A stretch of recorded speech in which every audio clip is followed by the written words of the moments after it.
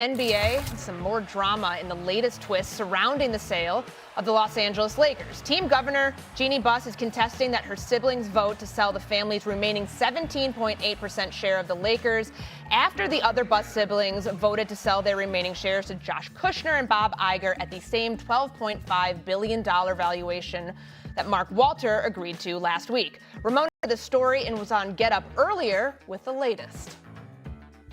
Jeannie's point here is that they can't do anything without her. And she did not even vote in the family vote that took place on Monday morning. She just abstained. And she's her lawyers have pointed to a 2017 court ruling, a court order in the previous case that she had against her older brothers that said the trust can't do anything without her say so, because this trust, which is what owns the shares of the Lakers. It's not held individually like each of the 6 siblings owns 3%. The family trust owns all 18% of the Lakers shares. There's a lot of moving parts there, a lot of numbers, percentages, and Jeanie Buss in the middle of all of this, Canty. This feels like drama that just will not go away with this Lakers team. So what do you make of the pending sale here of her, at least of getting rid of the family shares, and Jeanie Buss trying to hold on to it? It's messy. Yeah. Courtney, that's what it is. It's messy. You can't have your cake and eat it too if you're Jeanie Buss. And you got to also remember the context around this. She ousted her brothers, Joey and Jesse, when it came to their roles with the Lakers organization over the last couple of years. And so when you get to this point now with the tag along from the Mark Walter sale to the Iger Kushner group, the Buss family is standing to make $2.25 billion based on a $12.5 billion valuation. And 4 of the family members, 4 of the 6 siblings voted to sell the shares that were remaining in this latest deal. So I just don't understand how Jeanie Buss is going to be able to hold on to the modicum of power that she still has, while all the while understanding that eventually, even under the previous ownership group with Mark Walter, she was going to have to relinquish control, albeit after 5 years. This is a wild story, and I actually think that this story proves that when you think about the Los Angeles Lakers over the last 2 years or so, the most shocking story we have had around the Los Angeles Lakers is not LeBron leaving. It's not even trading for Luka. It's the fact that Mark Walter sold this team within a year. How do I know that? Why does the tag-along provision even exist? Think about this for a second. The tag-along provision was allowed by the Buss family. What that means, I'm going to try to simplify this, is if Mark Walter were to ever sell, we, Buss family, get to take the 17.8% and the valuation of the sale, $12.5 billion, and we could do it too without even having to be involved in that. There's no way they ever thought that was going to happen. There's no way in their lifetime that they ever thought that was going to happen. And if it was, it would have been 20, 30 years from now. Because Jeanie Buss would not allow for that if she thought there was any chance she could lose her team in one singular year. Because that is what's happening here. You need 15% or more to be a controlling governor. They have 17.8%. That's all going away now. But here's the one thing I wonder about. Jeanie Buss has been the public-facing representative, owner, governor, president, all of the above for the Los Angeles Lakers for as long as I can remember. I wonder if the Bob Iger, Josh Kushner group has had any thought of, do we keep her?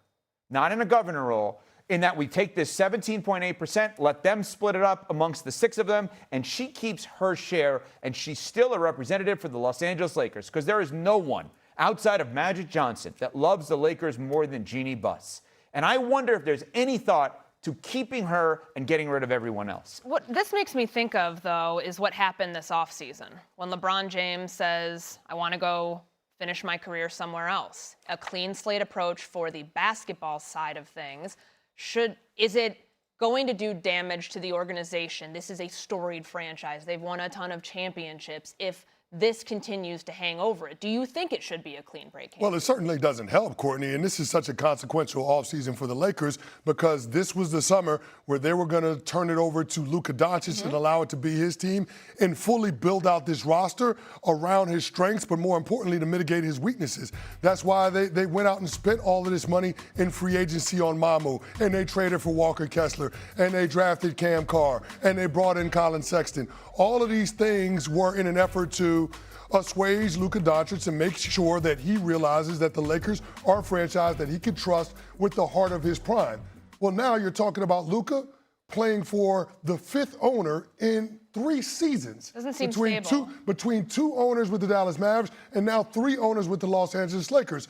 And so if this is all about what's in the best interest of moving the Lakers forward, the infighting that has now been created by Jeanie Buss with her siblings and how that creates this cloud around the transaction between Mark Walter and the Iger Kushner group, it just makes it a situation where it's hard to have faith in the overall direction of the franchise. And so I like a lot of the things that the Lakers did this summer, but it's not about whether or not I like them or the Lakers fans like them. It's about whether or not Luka Doncic is on board with the state of play in L.A., and whether or not he commits and locks in long term. Yeah, you're bringing up an interesting point because let's talk about the Luka narrative here.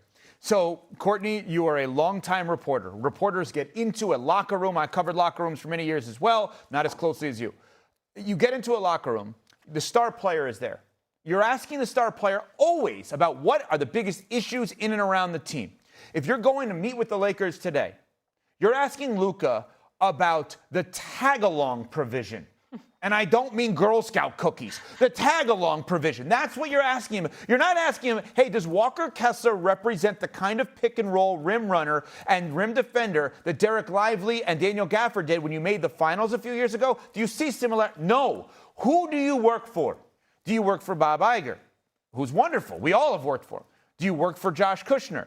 Do you kind of still work for the Buss family? Wait, is Rob Pelinka running the team? Is J.J. Redick running the team? Have you talked to Chris Paul at all about anything going on, as he has direct ties to all of these people and he's become a great confidant for so many, and he's obviously a brilliant basketball man. Who do you work for? These are all questions that Luka has to be asked that he doesn't want to answer, partially because he probably doesn't know the answer. Yeah. And he thought he was going from the most unstable of situations, not voluntarily, in Dallas to Los Angeles, which was a stable, family-run business for the better part of our lifetime. And now what is this? So at some point, to Cece's point, Luka becomes the topic of conversation as to whether or not stars are going to run there. You could say it's Los Angeles, it's the Lakers. Every star that everyone is thinking about in their lifetime that has played for the Lakers in the last 40 years played for the Buss family and won a championship. Yep. Played for the Buss family. Now, we'll see. Yeah. The infighting doesn't help because on the surface, it doesn't feel like it's a basketball problem for the team itself as constructed with all the things they did this summer. But the further you get down here, it's, to use your word, messy. It's a messy situation that doesn't feel like it's got an end in sight here. The infighting doesn't help anything. And we'll see how Luka responds, because you know at some point he's going to be asked about it. And just quick add-on to this. I know I'm saying I would advocate for her to still be involved. You just nailed the reason why she wouldn't be. They could easily, Iger and Kushner could say to Jeanie, we can't have you here because you can't be fighting with the other 5 siblings.